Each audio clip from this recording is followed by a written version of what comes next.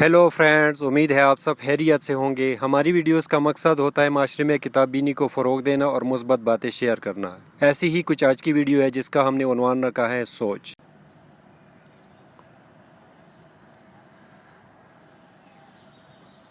Jack Canfield अपनी किताब कामयाबी के असूल यानी सक्सेस प्रिंसिपल्स में 1994 में कैलिफोर्निया में आने वाले ज़लज़ले के दिनों का एक तजिया बयान करते हैं।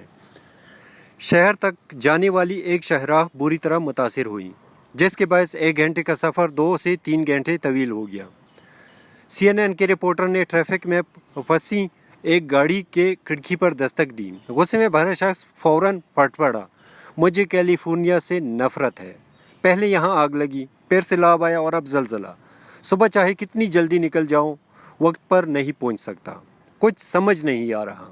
अब रिपोर्टर ने दूसरी गाड़ी के शीशे पर दस्तक दी। ड्राइवर ने मुस्कुराते हुए कहा, परेशानी की बात नहीं है, मैं सुबह 5 बजे घर से निकल गया था। मुझे नहीं लगता कि मेरा मैनेजर इससे ज़्यादा की तवक्को रखेगा। मैंने मौसीकी के साथ स्पेनिश ज़बान की कैसेट्स भी रख ली हैं। सेल फ़ोन के अलावा तरमोस में कॉफ़ी भी रख ली हैं और फिर किताब तो है ही, लिहाजा सब खैरियत है। अगर मसाइल और उनके हल हमारी खुशियों और गमों का फ़ैसला करेंगे तो हम हालात के ग़ुलाम हो जाएंगे।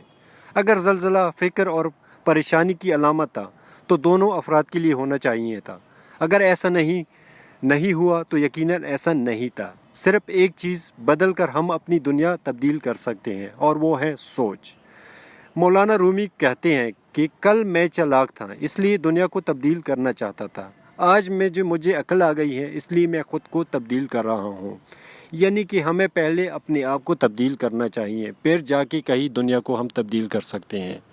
उम्मीद है वीडियो आपको पसंद आई होगी। अगर आपको पसंद आई है तो चैनल को सब्सक्राइब और वीडियो को लाइक और कमेंट ज़रूर कीजिएगा। शुक्रिया।